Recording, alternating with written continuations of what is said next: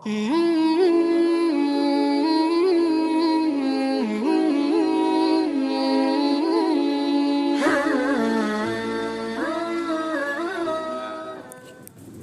سيئات أعمالنا من يهده الله فلا مضل له ومن يضلل فلا هادي له وأشهد أن لا إله إلا الله وحده لا شريك له وأشهد أن محمدًا عبده ورسوله يا أيها الذين آمنوا اتقوا الله حق تقاته ولا تموتن إلا وأنتم مسلمون يا أيها الناس اتقوا ربكم الذي خلقكم من نفس واحدة وخلق منها زوجها وبث منهما رجالا كثيرا ونساء واتقوا الله الذي تساءلون به والأرحام إن الله كان عليكم رقيبا يا أيها الذين آمنوا اتقوا الله وقولوا قولا سديدا يصلح لكم أعمالكم ويغفر لكم ذنوبكم ومن يطع الله ورسوله فقد فاز فوزا عظيما أما بعد فإن أصدق الحديث كتاب الله وأحسن الهدي هدي محمد صلى الله عليه وسلم وشر الأمور محدثاتها وكل محدثة بدعة وكل بدعة ضلالة وكل ضلالة في النار قال الله عز وجل في كتابه الكريم الذين آمنوا ولم يلبسوا إيمانهم بظلم أولئك لهم الأمن وهم مهتدون وقال عز وجل لإيلاف قريش إيلافهم رحلة الشتاء والصيف فليعبدوا رب هذا البيت الذي أطعمهم من جوع وآمنهم من خوف وقال النبي صلى الله عليه وسلم من أصبح آمنا في سربه معافا في جسده عنده قوت يومه فكأنما حيزت له الدنيا بحذافيرها انتہائی قابل قدر مشائخ کرام، معزز حاضرین جمعہ، بزرگان دین و ملت، عزیز طلباء، اللہ رب العالمین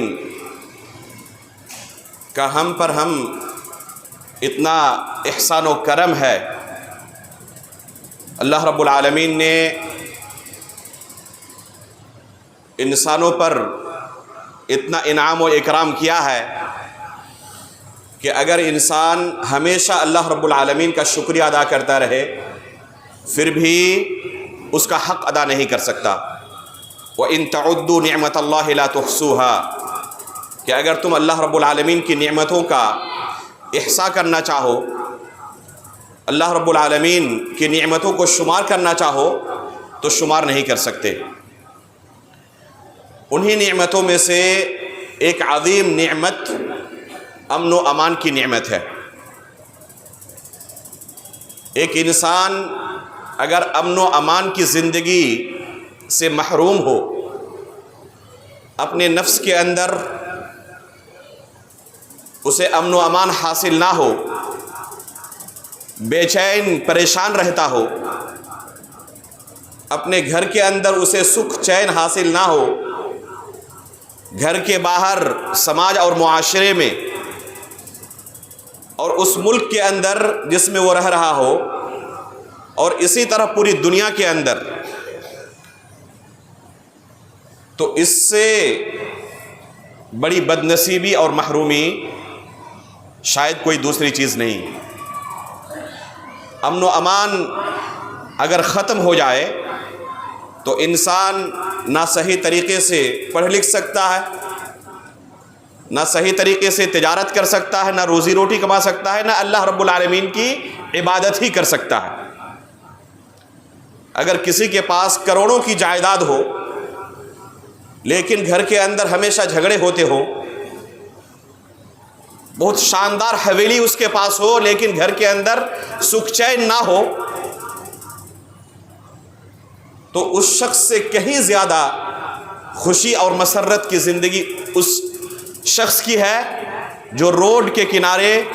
پڑا ہوا ہے لیکن امن و امان کی زندگی گزار رہا، سکھ چین کی نیند لے رہا ہے۔ اللہ رب العالمین نے قریش کے اوپر اپنے انعام و اکرام اور احسانات کا تذکرہ کرتے ہوئے خصوصی طور پر دو چیزوں کا تذکرہ کیا، اطعمہم من جوع وآمنہم من خوف۔ اللہ رب العالمین نے انہیں بھوکا نہیں رکھا، انہیں کھانا عطا کیا، انہیں رزق عطا کیا اور امن و امان کی زندگی نصیب کی۔ یہ امن و امان اللہ رب العالمین کی بہت بڑی نعمت ہے۔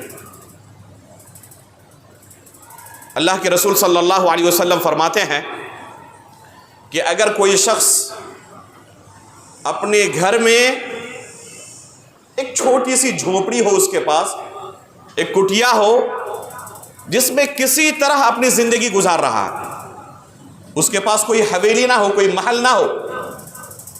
ایک چھوٹی سی جھونپڑی ہے، لیکن اس چھوٹی سی جھونپڑی کے اندر وہ امن و امان کے ساتھ صبح کر رہا ہے، دن کی شروعات جب کر رہا ہے تو اسے کسی چیز کا خوف نہیں، کسی چیز کا ڈر نہیں کہ کہیں سے کوئی آئے گا اور اس پر حملہ آور ہو جائے گا، اس کی جان کو خطرہ نہیں، اس کے بال بچوں پر اسے ڈر نہیں، گھر سے نکلے گا اس بات کا ڈر نہیں کہ پتہ نہیں واپس آ پائیں گے نہیں آ پائیں گے، راستے میں کسی کے شکار ہو جائیں گے۔ اللہ کے رسول صلی اللہ علیہ وسلم فرماتے ہیں کہ اس کے پاس ایک جھونپڑی ہے اور اس کے اندر امن و امان کے ساتھ دن کی شروعات کر رہا ہے۔ من اصبح آمنا فی سربی معافا فی جسدی، اور جسم کے اندر کسی طرح کی کوئی بیماری نہیں، اللہ کے فضل و کرم سے یہ جسم ہر طرح کی بیماریوں سے پاک صاف ہے، ہر طرح کی بیماریوں سے صحیح سالم ہے،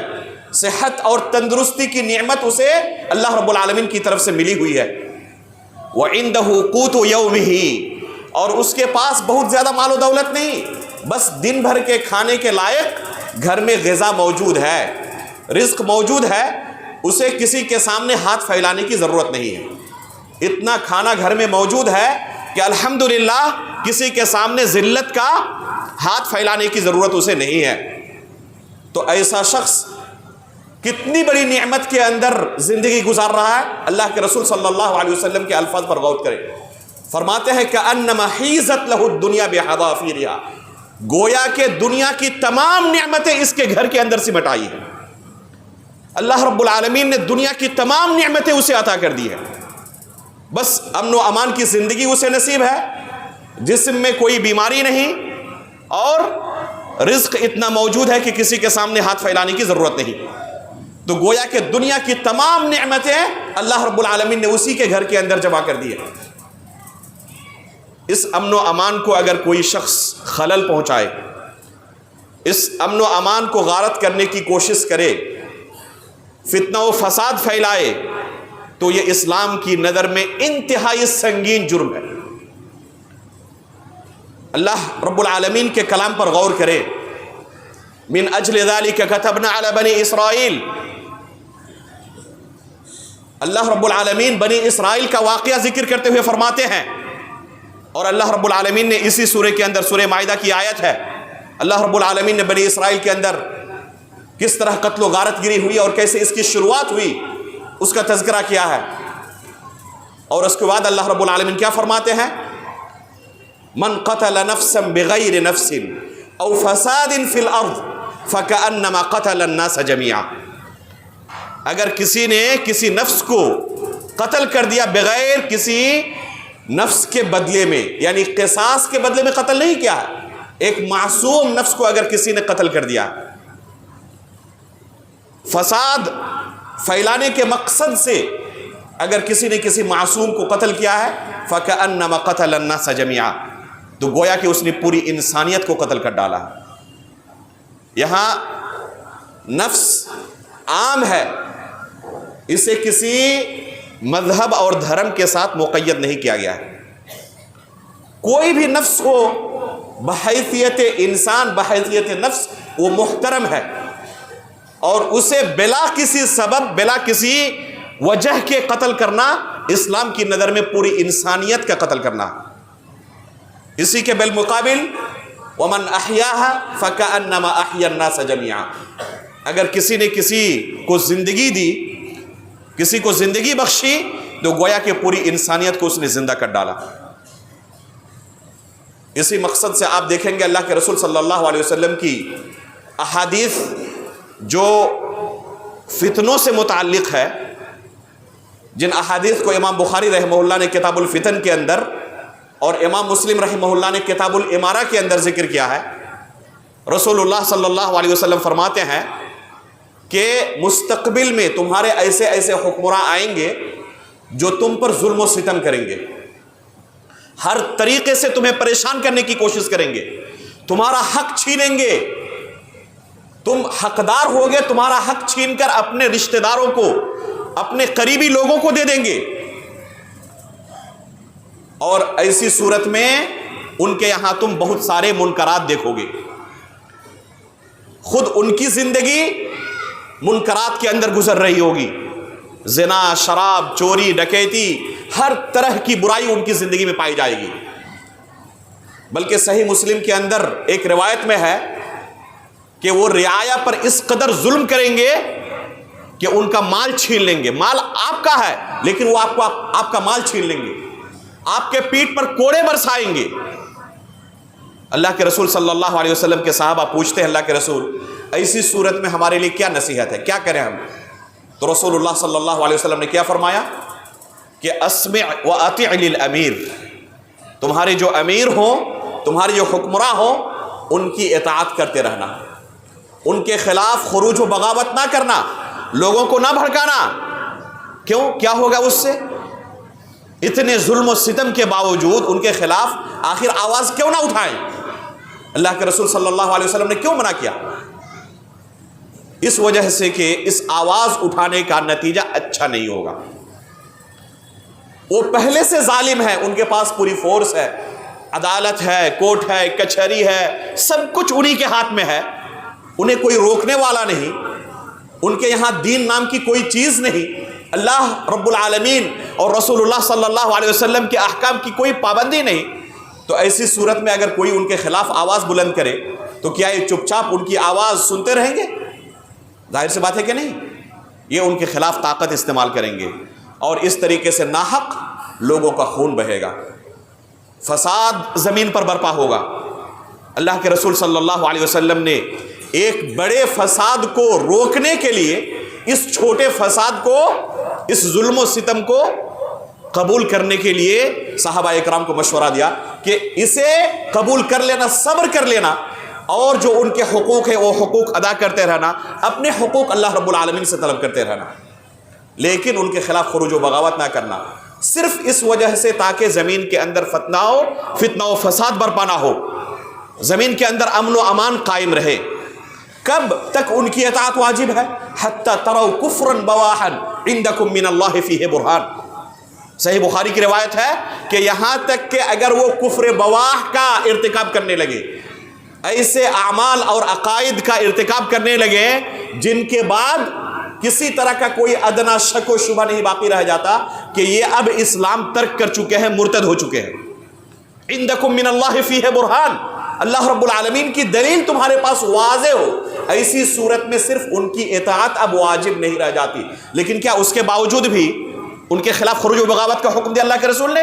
نہیں، یہ بھی مصلحت اور مفسدت کے تحت ہے، اور عمومی مصلحت یہ ہے، اسلام کا قاعدہ یہ ہے کہ امن و امان کو کسی بھی طریقے سے نقصان نہ پہنچایا جائے، امن و امان قائم رکھی جائے۔ عثمان غنی رضی اللہ تعالیٰ عنہ کے آخری زمانے کو یاد کریں، بلوائیوں نے ان کا محاصرہ کر لیا، اور یہ بہت بڑی تعداد میں نہیں تھی۔ اللہ کے رسول صلی اللہ علیہ وسلم نے اپنی آخری زندگی میں عثمان غنی رضی اللہ تعالیٰ عنہ کو وصیت کی تھی، اور پہلے ہی خبر دے دی تھی جنت کی خوشخبری دینے کے ساتھ ساتھ کہ عثمان غنی رضی اللہ تعالیٰ عنہ اپنی زندگی میں ان فتنوں کے شکار ہوں گے، ان کی زندگی میں فتنہ برپا ہوں گے۔ اللہ کے رسول صلی اللہ علیہ وسلم نے ان سے عہد لیا تھا کہ ایسے موقع پر اپنے عہدے اور منصب سے برطرف نہ ہو، استعفا نہ دیں، کیونکہ اس سے فتنہ و فساد برپا ہوگا۔ اگر ایک حاکم وقت لوگ ان کے خلاف مطالبہ کریں کہ ہمیں یہ حاکم نہیں چاہیے، اور ان کی بات سن کر یہ عہدہ اور منصب وہ ترک کرتے رہے، تو کبھی بھی دنیا کے اندر امن و امان قائم نہیں ہو سکتا۔ دنیا کے اندر امن و امان قائم کرنے کے لیے ضروری ہے کہ لوگ ایک حاکم کی اطاعت میں رہیں۔ تو اللہ رب العالمین نے قرآن کریم کے اندر اور رسول اللہ صلی اللہ علیہ وسلم نے اپنی احادیث کے اندر امن و امان کے قائم رکھنے پر حد سے زیادہ زور دیا۔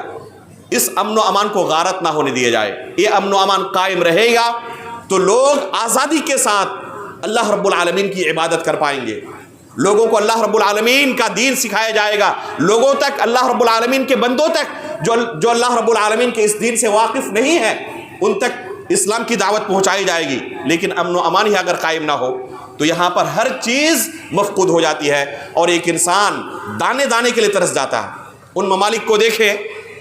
جن ممالک کی حال آج ہماری نظروں کے سامنے ہے۔ چند سالوں پہلے تک کس قدر پوری دنیا کے اندر اپنی مثال آپ تھے، دنیا کے کونے کونے سے لوگ ان ممالک کے زیارت کے لیے آتے تھے، ٹورسٹ پلیس کے طور پر پوری دنیا میں مشہور تھے یہ، اور آج ان کی حالت یہ ہے کہ دانے دانے کو ترس رہے ہیں۔ تو اس فتنہ و فساد کا انجام کبھی بھی اچھا نہیں ہوتا۔ اللہ رب العالمین نے یہ حکم دیا کہ اگر کوئی شخص کسی نفس کو قتل کرتا ہے تو گویا کہ پوری انسانیت کو قتل کر رہا ہے۔ آج اسلام کے اوپر الزام لگایا جاتا ہے کہ اسلام غیر مسلموں کے قتل کا حکم دیتا ہے۔ یہ اسلام پر ایک دم سفید جھوٹ ہے کہ صرف اسلام کسی کو غیر مسلم ہونے کی وجہ سے قتل کی اجازت دیتا ہے یا قتل کا حکم دیتا ہے، بلکہ اسلام نے جو جہاد کا بھی حکم دیا ہے، اسلامی جہاد کو اگر کوئی شخص اچھی طریقے سے سمجھ لے تو کبھی بھی اسلام پر یہ الزام نہیں عائد کر سکتا کہ اسلام صرف کفر کی وجہ سے، کسی کے اسلام قبول نہ کرنے کی وجہ سے اسے قتل کرنے کا حکم دیتا، بلکہ غیر مسلم اپنے دین پر باقی رہتے ہوئے بھی اسلام کی نظر میں محترم ہے، اور اس کا خون صرف اس وجہ سے حلال نہیں ہو جاتا کہ وہ کیا ہے، اسلام کو قبول نہیں کرتا اور کفر کو اختیار کرتا ہے، صرف اس وجہ سے اس کا خون حلال نہیں ہو جاتا۔ بلکہ اسلامی نظام جہاد کو آپ دیکھیں، 3 طرح کے کفار ہیں جن کے خون کو اسلام نے حرام قرار دیا ہے۔ ایک ہے ذمہ، اگر کوئی شخص اسلامی سلطنت میں رہتا ہے اور ٹیکس ادا کرتا ہے تو حاکم وقت پر ضروری ہے کہ اس کے جان و مال کی حفاظت کرے، بلکہ اللہ کے رسول صلی اللہ علیہ وسلم فرماتے ہیں کہ اگر کوئی شخص کسی معاہد کو قتل کرے تو جنت کی خوشبو بھی نہیں پائے گا، حالانکہ جنت کی خوشبو 40 سال کی مسافت سے بھی آتی ہے۔ ایسا شخص جو کسی معاہد کو قتل کر دے، جس کے ساتھ عہد و پیمان ہو چکا ہے، اگر ایسے شخص کو قتل کر دے، گرچہ ابھی وہ کفر کی حالت میں ہے، اگر ایسے شخص کو جو کفر کی حالت میں ہے اور اس کے ساتھ عہد و پیمان ہو چکا ہے اسے قتل کرے، تو اسلام نے کیا وعید سنائی ہے کہ اسے جنت کی خوشبو تک نہیں مل سکتی، حالانکہ جنت کی خوشبو 40 سال کی مسافت سے بھی آتی ہے، تو ایسا شخص جنت کی خوشبو بھی نہیں پا سکتا۔ تو ذمی کو قتل کرنا گرچہ وہ حالت کفر میں ہے، اسلام نے حرام قرار دیا ہے۔ جو کہتے ہیں کہ اسلام صرف غیر مسلموں کو قتل کرنے کا حکم دیا ہے، تو یہاں پر ذمی کو قتل کرنا حرام کیوں قرار دیا؟ کیونکہ اس شخص سے امن و امان کے غارت ہونے کا ڈر نہیں رہتا، یہ امن و امان کو نقصان نہیں پہنچاتا۔ دوسرا، اگر کوئی مستأمن ہو، مستأمن مطلب کسی کے ساتھ ایگریمنٹ ہو چکا ہو، کسی کو ہم نے امان دیا ہو، تو اسے قتل کرنا حرام ہے۔ آپ فتح مکہ کے بعد کا واقعہ یاد کریں، اللہ کے رسول صلی اللہ علیہ وسلم اور آپ کے صحابہ جب مکہ کو فتح کر لیتے ہیں تو ایک شخص ہے عبداللہ بن ابی ربیعہ، حالانکہ روایت کے اندر اختلاف ہے ان کے نام کے بارے میں، لیکن اقرب الی الصواب لگتا ہے کہ عبداللہ بن ابی ربیعہ رضی اللہ تعالیٰ عنہ۔ عبداللہ بن ابی ربیعہ آج تک مسلمانوں کے سخت خلاف تھے اور مسلمانوں کو کافی نقصان پہنچایا تھا۔ یہ پناہ لیتے ہیں ام ہانی رضی اللہ تعالیٰ عنہ کے یہاں۔ ام ہانی ایک خاتون ہیں اور انہیں پناہ دے دیتی ہے۔ انہی کے بھائی علی رضی اللہ تعالیٰ عنہ ان کے پیچھے پڑ جاتے ہیں کہ میں تو انہیں قتل کروں گا، میں ہی مانوں گا نہیں، کسی بھی صورت میں انہیں مجھے قتل کرنا ہے، کیونکہ بہت نقصان پہنچایا انہوں نے، بہت تکلیفیں دی انہوں نے۔ ام ہانی رضی اللہ تعالیٰ عنہ اللہ کے رسول کے پاس پہنچ جاتی ہیں اور کہتی ہیں اللہ کے رسول میں نے فلاں شخص کو امان دی ہوئی ہے اور یہ آپ کے چچا زاد بھائی علی بن ابی طالب رضی اللہ تعالیٰ عنہ کو دیکھیں، یہ میرے امان کو قبول نہیں کر رہے اور اسے قتل کرنے کے لیے ان کے پیچھے پڑے ہوئے ہیں۔ تو اللہ کے رسول صلی اللہ علیہ وسلم کیا فرماتے ہیں؟ اجرت من اجرتی یا ام ہانی،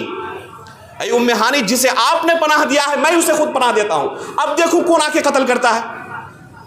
ایک ایسا شخص جنہوں نے زندگی بھر مسلمانوں کے خلاف تلوار اٹھائی اور ایک خاتون کے پناہ دینے کی وجہ سے اللہ کے رسول صلی اللہ علیہ وسلم اسے پناہ دیتے ہیں اور اس کے قتل سے منع کرتے ہیں۔ اسے قتل کرنا جائز نہیں کیونکہ اسے امان حاصل ہو چکا ہے۔ اگر کسی کو امان حاصل ہو چکا ہو تو اسلام کی نظر میں اس کا قتل کرنا حرام ہے، گرچہ وہ حالت کفر میں ہو۔ آپ یاد کریں بئر معونہ کا واقعہ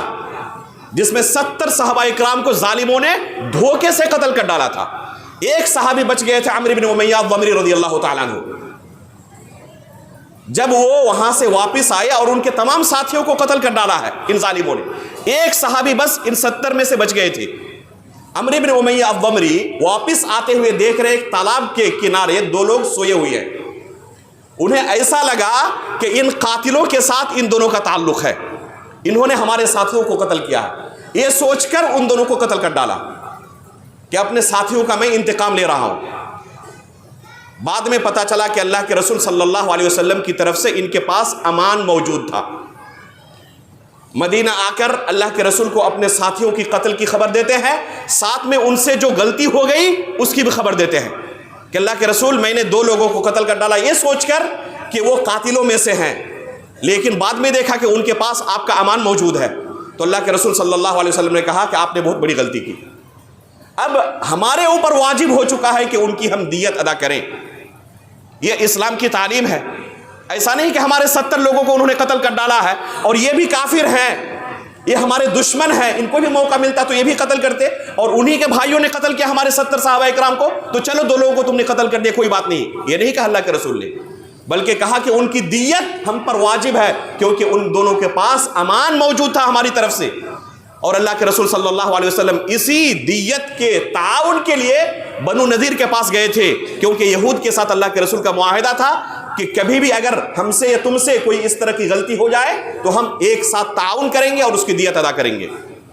اور اسی وجہ سے غزوہ بنو نذیر پیش آیا تھا۔ تو یہ دیکھیں اسلام کی تعلیم کہ اگر کسی کے پاس امان ہو اسے قتل کرنا حرام ہے، گرچہ وہ حالت کفر میں ہو۔ تو اگر کوئی اسلام پر یہ الزام لگاتا ہے کہ اسلام کفار کو قتل کرنے کا حکم دیتا ہے، کیا یہ حالت کفر میں نہیں ہے؟ پھر کیوں اسلام اس کے قتل کو حرام قرار دے رہا ہے؟ کیونکہ ایسا شخص جسے امان حاصل ہو چکا ہو اسے اسی شرط پر امان ملتا ہے کہ یہ معاشرے کے اندر فتنہ و فساد برپا نہیں کریں گے، امن و امان کو قائم رکھیں گے۔ اسی طریقے سے اگر کسی کے ساتھ ایگریمنٹ ہو چکا ہو، صلح ہو چکی ہو، تو ایسے شخص کے ساتھ بھی قتل حرام ہے، قتال حرام ہے۔ اللہ کے رسول صلی اللہ علیہ وسلم نے مکہ والوں کے ساتھ ایگریمنٹ کیا تھا، صلح حدیبیہ مشہور ہے، اور اللہ کے رسول صلی اللہ علیہ وسلم اس صلح پر آخری وقت تک باقی رہے۔ حالانکہ بہت سارے لوگ اسلام قبول کر کے اللہ کے رسول کے پاس آ رہے تھے، اس کے باوجود کہ ان مسلمانوں کو وہ کفار حد سے زیادہ تکلیفیں دے رہے تھے، اللہ کے رسول انہیں واپس کر دیتے اور صلح کو نہیں توڑتے تھے، کیونکہ یہ صلح کس بات پر ہوئی تھی؟ ہمارے درمیان جنگ بند رہے گی، امن و امان قائم رہے گا۔ تو امن و امان کو یہ اہمیت دی اسلام نے۔ لہذا اگر کوئی شخص کہتا ہے کہ اسلام جہاد کا نظام قائم کر کے غیر مسلموں کو قتل کرنے کا حکم دیتا ہے تو یہ سفید جھوٹ ہے اسلام کے اوپر۔ یہ جہاد کے ذریعے اسلام نے امن و امان کو قائم کیا ہے۔ کن لوگوں کے خلاف؟ جو فتنہ و فساد زمین پر برپا کرنا چاہتے ہیں. ایسے لوگوں کے خلاف اسلام نے اس نظام کو قائم کیا ہے. لیکن اگر کوئی امن و امان کو بحال رکھے، امن و امان کو نقصان نہ پہنچائے، مثال کے طور پر ذمہ ہو، مثال کے طور پر اس کے پاس امان موجود ہو، مثال کے طور پر اس کے ساتھ صلح ہو چکی ہو کہ آپ امن و امان کو نقصان نہیں پہنچائیں گے، تو ایسے کسی شخص کو قتل کرنا اسلام کی نظر میں حرام ہے. گرچہ وہ حالت کفر میں ہو لیکن اسے قتل نہیں کیا جائے گا. اس کے برعکس اگر کوئی شخص مسلمان ہو، کلمہ لا الہ الا اللہ کا اقرار کرنے والا ہے، اور وہ زمین پر فتنہ و فساد برپا کر رہا ہے، تو قرآن کے اندر اللہ رب العالمین نے ان لوگوں کی سزا کیا بیان کی ہے؟ وَيَسْعَوْنَ فِي الْأَرْضِ فَسَادًا أَن يُقَتَّلُوا أَوْ يُصَلَّبُوا أَوْ تُقَطَّعَ أَيْدِيهِمْ وَأَرْجُلُهُم مِّنْ خِلَافٍ. یہ مسلمان ہیں، اسلام قبول کیے ہوئے، لیکن زمین پر فتنہ و فساد برپا کر رہے ہیں. اللہ رب العالمین نے حکم دیا کہ ایسے لوگوں کی سزا یہ ہے کہ انہیں قتل کیا جائے، انہیں سولی پر لٹکایا جائے، ان کے ہاتھ اور پیر کاٹے جائیں. یہ سخت سزا اسلام نے ان لوگوں کے خلاف جاری کی ہے جو زمین پر فتنہ و فساد برپا کرتے ہیں، گرچہ وہ مسلمانوں میں سے ہو. اگر کوئی کافر بھی ہے لیکن امن و امان کو نقصان نہیں پہنچاتا، اس کا قتل کرنا حرام. اور کوئی مسلمان بھی ہے، امن و امان کو نقصان پہنچاتا ہے، فتنہ و فساد برپا کرتا ہے، تو اسلام نے اسے قتل کرنے کا حکم دیا، اس کے ساتھ جنگ کا اعلان کیا ہے. یہ ہے اسلام کی تعلیم. لہذا اگر اس کے باوجود کوئی اسلام کے اوپر اس طرح کا الزام لگائے کہ اسلام غیر مسلموں کو قتل کرنے کا حکم دیتا ہے، تو حقیقت میں اس نے اسلام کو پہچانا نہیں. اور کوئی اگر اس طرح کا کام کرتا ہے اور اس کا تعلق بعد میں پتہ چلا کہ اپنے آپ کے بارے میں وہ کہہ رہا ہے کہ میں مسلمان ہوں، تو حقیقت میں اس نے بھی اسلام کو نہیں پہچانا. اگر اسلامی تعلیمات کو جانا ہوتا تو کبھی بھی کوئی شخص اس طرح کا کام نہیں کر سکتا کہ وہ امن و امان کو نقصان پہنچائے اور امن و امان کو غارت کرنے کی کوشش کرے. اللہ رب العالمین سے دعا ہے کہ اللہ رب العالمین اسلام کے اس نظام امن کو ہمیں سمجھنے کی اور اس پر عمل کرنے کی توفیق عطا فرمائے. آمین. تقبل رب العالمین. وصلی اللہ علی نبینا محمد.